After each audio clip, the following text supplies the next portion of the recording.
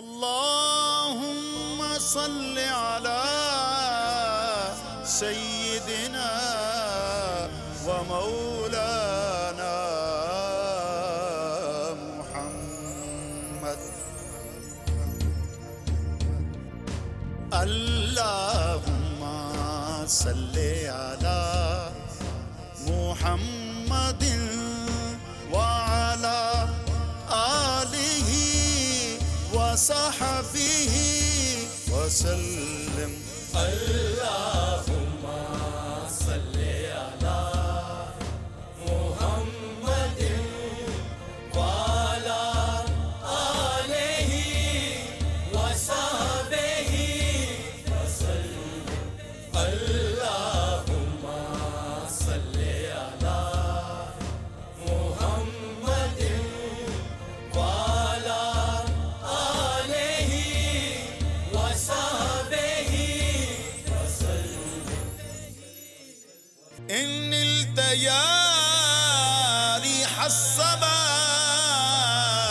يوما إلى أرض الحرم بلغ سلامي روضة فيها النبي المحترم. اللهم صل على محمد وعلى آله وصحبه وسلم.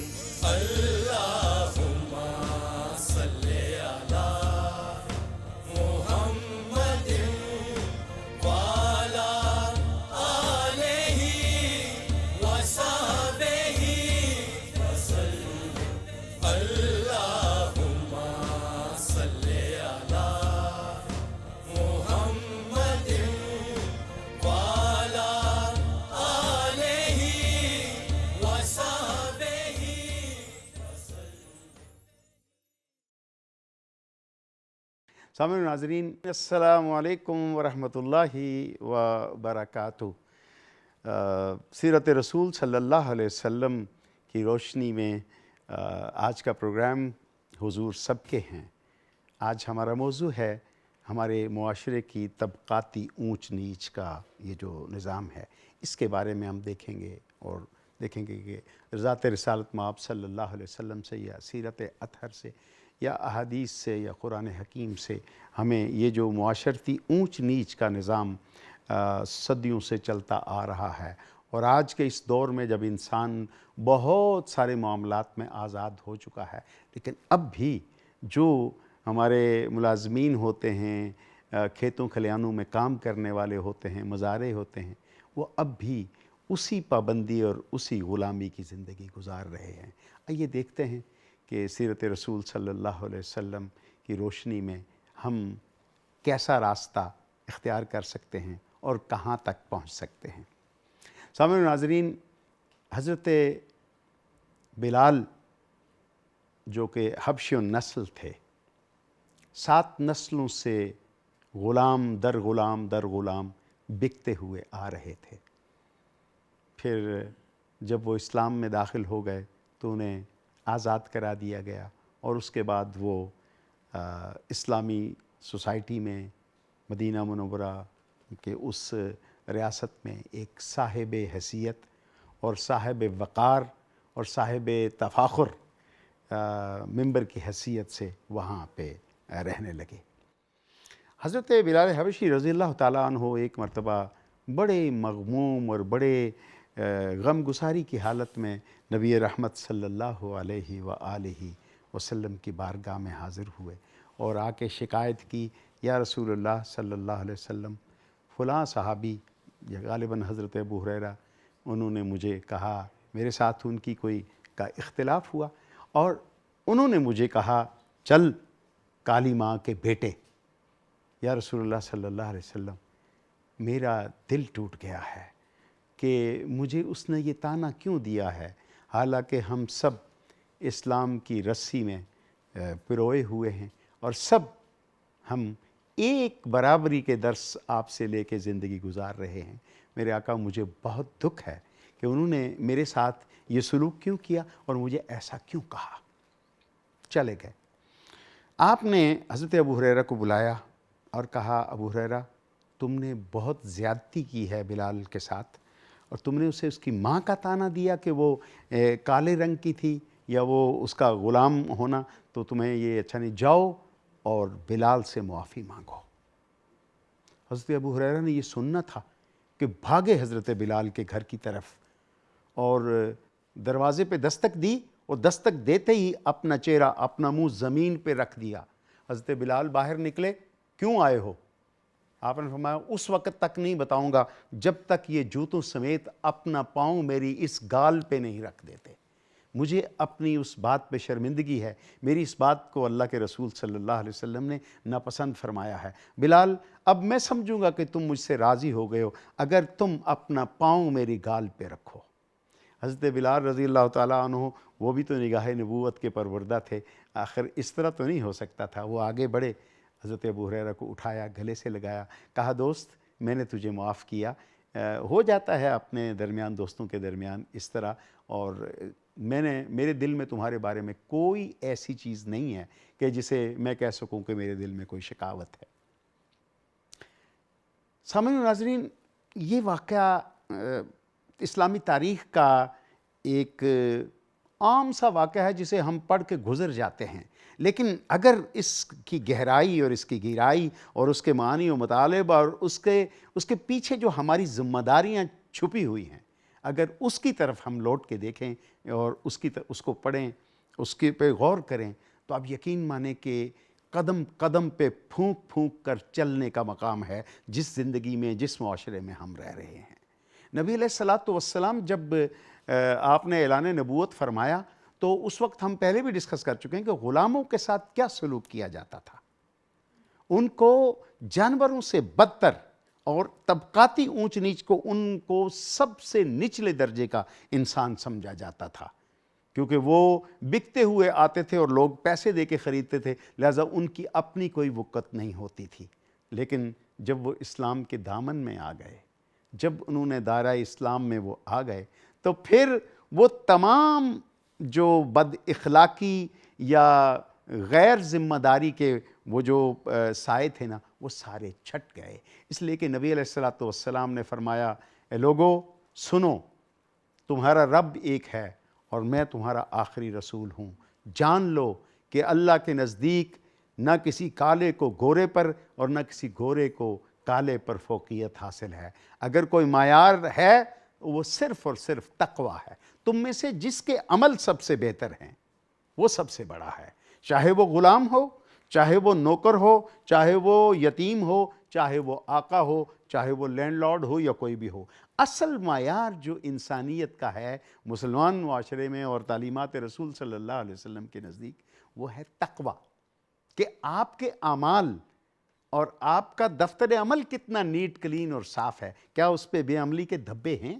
اگر تو بے عملی کے دھبے ہیں تو پھر اصلاح کی گنجائش موجود ہے، اور اگر آپ محنت کے ساتھ، آپ لگن اور محبت کے ساتھ ان اصولوں کے اوپر چل رہے ہیں جو اسلام نے اور اللہ کے رسول صلی اللہ علیہ وسلم نے ہمارے لیے متعین کیے ہیں، تو پھر جان لو کہ آپ فلاح پانے والے ہو، آپ کامیابی لینے والے ہو۔ عرب معاشروں میں یہ کیا جاتا تھا کہ جو غریب اور نچلے طبقے کے لوگ ہیں نا، ان کے ساتھ یا ان سے جو کام لیا جاتا تھا، ان کی زندگی میں دن اور رات کا فرق نہیں ہوتا تھا۔ ان کی زندگی میں آرام، آسائش اور تکلیف میں کوئی فرق نہیں ہوتا تھا۔ ان کو آرام نام کی کوئی چیز کبھی نہیں دی جاتی تھی۔ بلکہ میں آپ کو بتاؤں کہ افریقی ملکوں کے جو لوگ جب امریکہ دریافت ہوا تو وہ لوگ جو افریقی ملکوں سے، وہ کالے حبشی، وہ امریکہ میں پہنچے تھے، تو آپ ہسٹری اٹھا کے دیکھیں کہ امریکہ کے لوگوں نے، مقامی لوگوں نے ان کالوں کے ساتھ کیا سلوک کیا تھا۔ مجھے یاد ہے کہ ایک ایپیسوڈ میں دیکھ رہا تھا جس میں یہی کہانی چل رہی تھی، تو میں دیکھ کے میں نے آنکھیں بند کر لی، آگے میں نے ہاتھ رکھ لیے۔ وہ منظر یہ تھا کہ ایک گورا جو کہ مالک ہے، وہ سوکھی روٹیاں دے رہا ہے اپنے اس حبشی غلام کو کہ تو کھا، اور وہ کہہ رہا ہے کہ یہ مجھ سے نہیں چبائی جاتی، میں نہیں کھاتا۔ تو اور اس سین میں دکھایا گیا کہ اس مالک نے ہتھوڑی لے کے ایک ایک دانت اس کا توڑا، زندہ انسان کا۔ اسے کہا تو غلام ہے، تجھے یہ اختیار نہیں ہے کہ تو اپنی مرضی سے کہہ سکے میں یہ کھاؤں گا، تجھے وہی کھانا ہوگا جو میں تمہیں دے رہا ہوں۔ یہی ایام جاہلیت میں تھا، یہی کچھ وہ لوگ اپنے گھریلو ملازمین کے ساتھ کیا کرتے تھے۔ اور جب وہ دائرہ اسلام میں داخل ہو گئے نبی علیہ السلام، اب دیکھیں حضرت انس بن مالک رضی اللہ تعالیٰ عنہ نبی علیہ السلام کے گھر میں 10 سال تک آپ کی خدمت پر معمور رہے، حضور کے کام کرتے تھے، آپ کی خدمت بجا لاتے تھے، سودا سلف بازار سے لے کے، یعنی جو کام بھی ایک گھریلو ملازم کا ہوتا ہے وہ حضرت انس کرتے تھے 10 سال۔ وہ کہتے ہیں کہ 10 سال کے عرصے میں اللہ کے نبی صلی اللہ علیہ وسلم نے مجھے کبھی جھڑکا نہیں تھا، ایک مرتبہ بھی مجھے جھڑکا نہیں تھا سرکار نے۔ کہتے ہیں ایک مرتبہ میں نے سوچا کہ میں کوئی ایسی غلطی کرتا ہوں تو دیکھتا ہوں کہ اللہ کے نبی صلی اللہ علیہ وسلم جلال میں آتے ہیں اور مجھے سرزنش یا مجھے سزا دیتے ہیں۔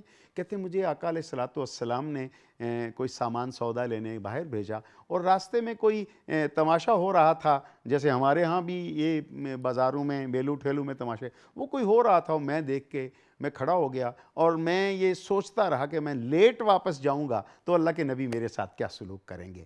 وہ کہتے ہیں میں وہ تماشا دیکھ ہی رہا تھا تو کسی کے نرم اور نازک گداز ہاتھوں نے میرے کندھے پہ ایسے تھپ تھپایا اور خوشبو سے مجھے پتہ چل گیا یہ تو میرے آقا مولا صلی اللہ علیہ وسلم ہے۔ اب میں اس طرح پیچھے مڑا کہ اب میرے ساتھ کیا ہوتا ہے وہ میں دیکھتا ہوں۔ کہتے ہیں میں پیچھے مڑا تو آقا علیہ السلام کے چہرے پہ تبسم تھا، تو آپ نے فرمایا کیا واپسی کا راستہ بھول گئے ہو؟ چلو گھر چلے۔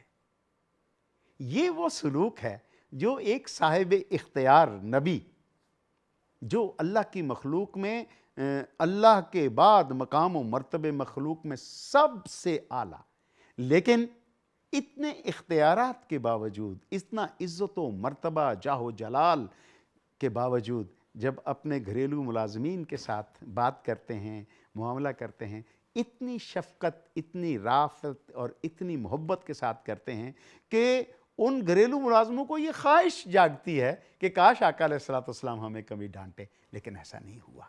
صاحب دوستو، یہ جو تعلیمات ہیں اور ان حالات کا اب اپنے تناظر ہم سوسائٹی میں دیکھتے ہیں کہ اس سوسائٹی میں ہمارے ہاں جو کہ پڑھے لکھے متمدن لوگ ہیں، گھریلو ملازموں پر تشدد کیا جاتا ہے، انہیں کم تر درجے کا سمجھ کے آئے دن اخبارات میں دیکھیں گے کہ جی سگریٹ سے داغا گیا، کہ جی وہ تشدد کیا گیا، ہاتھ کی ہڈی ٹوٹ گئی، بازو ٹوٹ گیا، پسلیاں ٹوٹ گئی، ہوتا ہے نا۔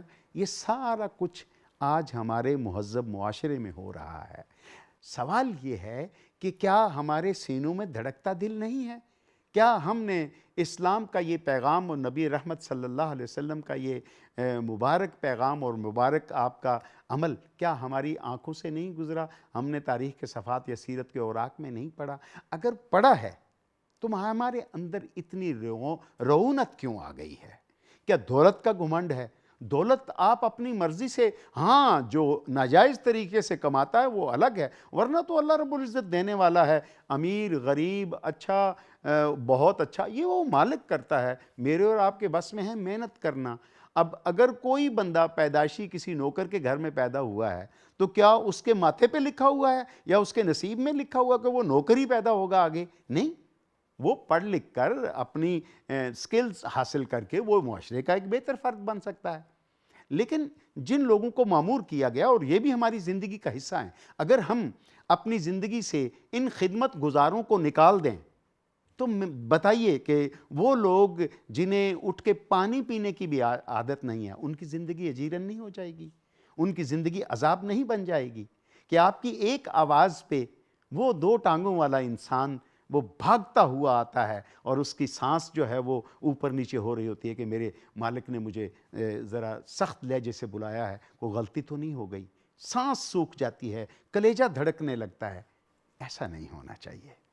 دیکھیں، ہماری ذمہ داری ہے کہ جو ہماری کفالت میں لوگ ہیں نا، ان کے ساتھ بھی حسن سلوک، خواہ وہ نوکر ہے، ملازم ہے، آپ کا ارلی ہے، آپ کا چپڑاسی ہے، دفتر میں ہے، کلینک میں ہے، آپ کی عدالتوں میں ہے، جہاں بھی کوئی کام کرنے والا جسے آپ اپنے سے نچلے درجے کا کام سمجھتے ہیں یا اس کے ساتھ امتیازی سلوک، یہ اسلام ہمیں اجازت نہیں دیتا. اور نبی رحمت صلی اللہ علیہ وسلم نے تو قطعاً اس کی اجازت نہیں دی، بلکہ بہت سنایا، اس بارے میں بتایا ہے صحابہ کو اور اپنے امتیوں کو کہ دیکھنا کہیں اپنی عاقبت کو خراب نہ کر لینا، اور یہ نہ سمجھنا کہ یہ جو نوکر اور یہ جو ملازمین ہیں یہ ہمارے درجے کے، ہمارے برابر کے نہیں. یہ سب آدم کی نسل ہے، اور آدم کو اللہ نے مٹی سے پیدا کیا.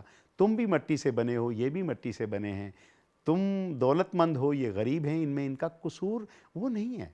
قصور اس وقت شروع ہوتا ہے جب آپ امتیازی سلوک رکھتے ہیں. وہ اپنی خدمت گزاری میں لگے ہوں، وہ لگے رہتے ہیں.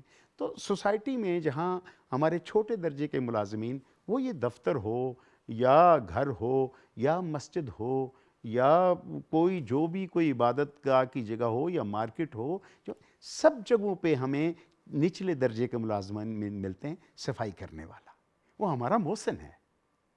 ہم نے گندگی پھیلائی، اس نے آ کے صاف کر دیا. اب مجھے یہ بتائیں دیانتداری کے ساتھ کہ بھلا وہ ہے کہ ہم ہیں؟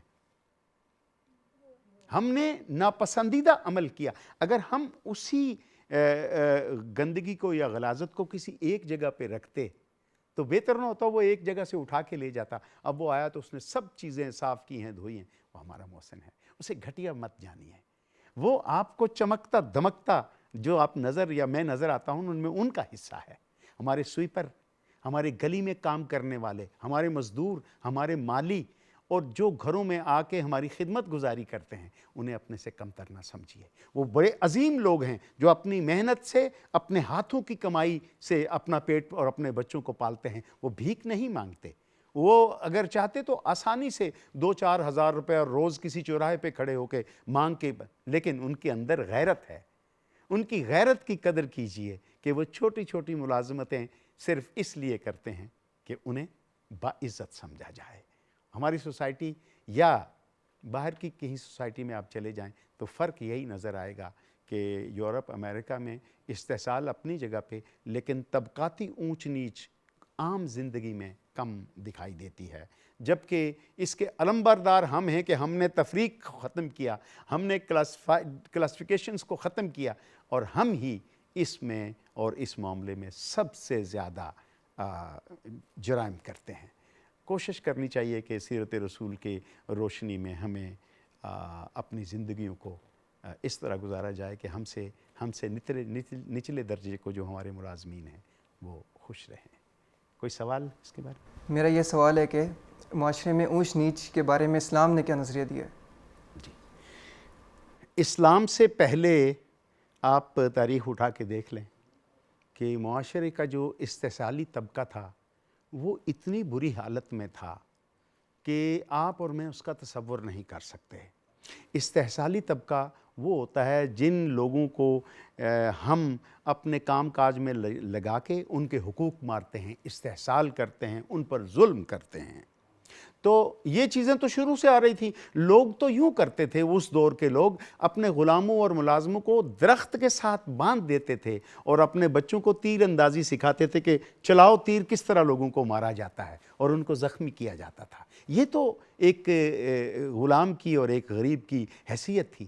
لیکن نبی علیہ الصلوۃ والسلام جب تشریف لائے، آپ نے فرمایا نہیں، اللہ کی مخلوق سب برابر ہے سوائے تقوی کے.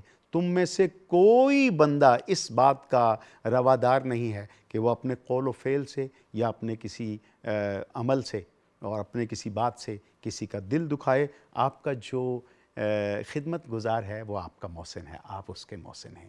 اسلام نے ان زنجیروں کو توڑا. اب دیکھیں کہ حضرت بلال رضی اللہ تعالیٰ عنہ کا ذکر میں نے پہلے کیا کہ وہ تو بکتے ہوئے آئے تھے، ٹھیک ہے، لیکن جب وہ اسلام کے دامن میں داخل ہو گئے تو مسجد نبوی کے مؤذن بنے، تو ان کو جو سرداروں کی جگہ ہوتی تھی جہاں مکہ کے قبائل کے سردار بیٹھتے تھے، ان کے ساتھ بٹھایا جاتا تھا اور کہا جاتا کہتا کہ تو مؤذن ہے، تو اللہ کی طرف بلاتا ہے، لہٰذا تیرا مقام، تیری بیٹھک، تیری نشست ان سرداروں کے ساتھ ہے جو صاحب مرتبہ ہیں. تو اسلام نے غلاموں کو آقاؤں کے ساتھ ملا دیا، جا کے بٹھا دیا۔ حضرت بلال رضی اللہ تعالیٰ عنہ کو وہ مرتبہ دیا کہ جب فتح مکہ ہو گیا تو آقا علیہ الصلوۃ والسلام نے خانہ کعبہ پہ چھت پہ چڑھایا حضرت بلال کو اور فرمایا اب اذان دو اشہد ان لا الہ الا اللہ۔ آپ یہ دیکھیں کہ کعبہ کی چھت تھی اور ایک غلام کے پاؤں تھے جو نسلوں سے بکتا ہوا آ رہا تھا۔ یہ اسلام ہے جس نے اسے چھت پہ چڑھا کے خانہ کعبے کی اس ہر چیز نیچے ہے، بلال کو اوپر چڑھا کے کہا کہ تو صاحب مرتبہ ہے، تو کمتر یا چھوٹا نہیں ہے۔ یہ اسلام کی تعلیمات ہے۔ اور کوئی سوال؟ میرا یہ سوال ہے کہ گھریلو ملازمین کے ساتھ کیسا رویہ اختیار کرنا چاہیے؟ کیا ہمیں ان کو خاندان والوں کی طرح ٹریٹ کرنا چاہیے یا نہیں؟ جی بہت اچھا سوال ہے اور ہمارے معاشرے کا حصہ بھی ہے۔ جیسے میں نے پہلے عرض کر دیا کہ طبقاتی اونچ نیچ کا نظام ہی یہی ہے کہ ہم کلاسیفیکیشن کر لیتے ہیں اور گریڈنگ کرتے ہیں طبقے کی۔ یہ چونکہ فیکٹری کا مالک ہے، اس کا مقام بہت بڑا ہے، یہ اس کا مینیجر ہے، یہ اس کے بعد ہے، یہ اس کا فورمین ہے، یہ اس کے بعد ہے، اور یہ نچلے درجے کا ملازم ہے صفائی کرنے والا اس کے بعد۔ یہ نہیں، دیکھیں آپ کی قابلیت اور سکل کے مطابق آپ کو رزق کا ایک سبب ملا۔ جو پڑھا لکھا ہے اس کو اچھی نوکری ملے گی، جو ان پڑھ ہے یا نہیں پڑھ سکا اس کو نچلے درجے کی نوکری ملے گی۔ اب صرف اس بنا پہ کہ وہ ایک چھوٹے کام پر مامور ہے، آپ اس کے ساتھ یہ نہیں کر سکتے کہ اسے اپنے بچوں سے اور اپنے باقی جو افراد خانہ ہیں اس کے سامنے اس کی توہین کریں یا اس کی تضحیک کریں، یا اس کو کھانا دیتے یا بٹھاتے وقت کسی ایسی جگہ کا انتخاب کریں جہاں پہ آپ کے بچے یا آپ کے گھر کے افراد بیٹھ کے کھانا یا بیٹھنا پسند نہیں کرتے۔ تو یہ حسن سلوک، یہ ہم سے پوچھا جائے گا کہ جو لوگ آپ کو آپ کے تابع کیے گئے، آپ کی کفالت میں دیے گئے، چاہے وہ آپ کے گھریلو ملازمین ہیں یا آپ کے مزارع ہیں یا آپ کے دفتر کا وہ قاصد یا نائب قاصد ہے جو آپ کے ایک حکم پہ بھاگ کے اپنے کام کرتا ہے، پوچھا جائے گا۔ لیکن یاد رکھیے اسلام کسی کو بھی احترام کی حدوں سے گرانے کا سبق نہیں دیتا۔ نبی علیہ الصلاۃ والسلام نے جیسی شفقت اور جس طرح کی محبت کسی قبیلے کے سردار سے کی، اسی طرح اس نچلے طبقے کے بندے سے کی جو ٹھوکریں کھاتا کھاتا آپ کے دامن اقدس کے ساتھ وابستہ ہو گیا، تو آپ کی رحمت نے اسے ڈھانپ لیا اور اسے جینے کا شعور دیا۔ یتیموں کو سر اٹھا کے چلنے کا شعور نبی علیہ الصلوۃ والسلام کی تعلیمات سے ملا۔ تو طبقاتی اونچ نیچ یا بڑا چھوٹے ہونے کی حیثیت، اس کا کوئی کانسیپٹ اسلام میں موجود نہیں ہے سوائے تقوی کے، سوائے مرتبے کے۔ ہمیں چاہیے کہ ہم اپنی زندگیوں کو اسلام کی تعلیمات اور نبی رحمت صلی اللہ علیہ وسلم کی سیرت طیبہ کے مطابق گزاریں، تاکہ ہم ایسے قبیح جرائم سے بچ سکیں جو قیامت کے دن مواخذہ کیے جائیں گے۔ یا نبی سلام علیکہ، یا رسول سلام علیکہ، یا نبی سلام علیکہ، یا رسول سلام علیکہ، صلوات اللہ علیکہ، صلوات اللہ علیکہ، یا حبیب سلام علیکہ، یا نبی سلام علیکہ، یا رسول سلام علیکہ، یا نبی سلام علیکہ، یا رسول سلام